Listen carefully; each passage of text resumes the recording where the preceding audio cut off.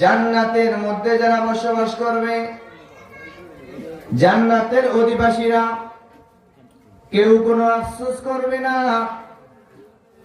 আল্লাহর রাসূল বলেন যে মাইয়াতাহাসসা আহলুল জান্নাহ, জান্নাতের অধিবাসীরা তাদের কোনো আফসোস থাকবে না, আফসোস করবে না।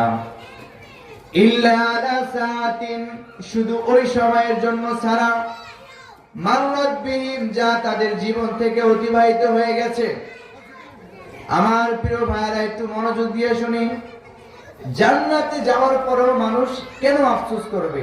সে তো জান্নাতে গেছে, তার তো আর কি চাওয়ার আছে? আফসোস করার দরকার নাই। কিন্তু একটা বিষয়ের জন্য জান্নাতি মানুষ আফসোস করবে, সেটাই আল্লাহর রাসূল বলেন মাররাত বিহিম, যা তাদের জীবন থেকে অতিবাহিত হয়ে গেছে।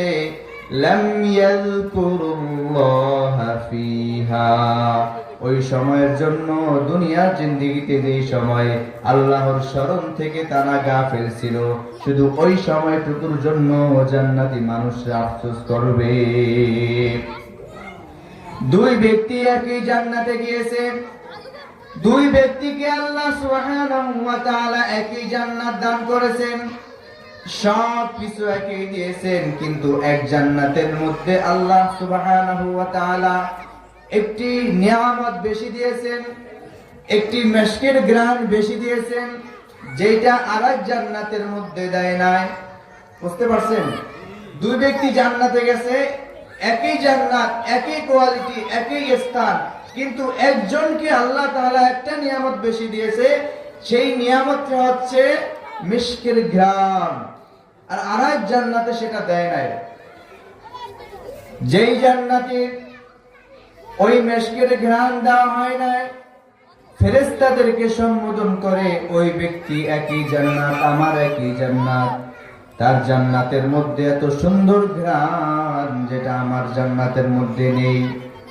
তখন ফেরেশতারা বলতেছে, ওই ব্যক্তি দুনিয়াতে থাকা অবস্থায় তোমার থেকে একবার সুবহানাল্লাহ, একবার আলহামদুলিল্লাহ, একবার আল্লাহু আকবার, একবার লা ইলাহা ইল্লাল্লাহ বেশি বলেছে।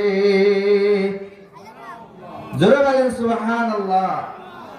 একবার সুবহানাল্লাহ, একবার আল্লাহকে স্মরণ বেশি করার কারণে আল্লাহ রাব্বুল আলামিন রাজি খুশি হইয়া ওই ব্যক্তির জান্নাতের মধ্যে একটা নিয়ামত বেশি দিয়েছেন। জোরে বলেন সুবহানাল্লাহ।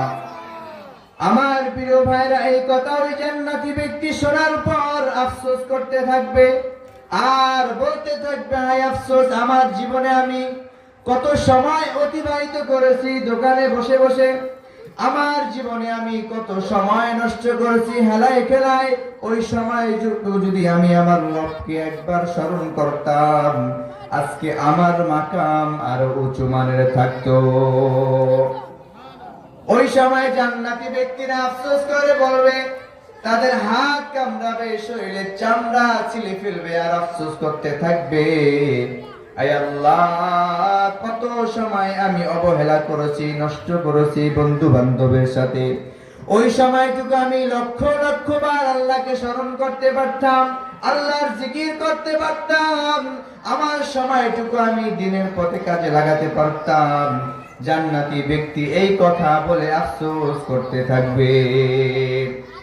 আচ্ছা বলেন, এই যে জান্নাতে যাওয়ার পর আফসোস করবে, এই আফসোস করে কি আবার দুনিয়াতে আসার সুযোগ আছে? দুনিয়াতে আর কোনো সুযোগ নাই।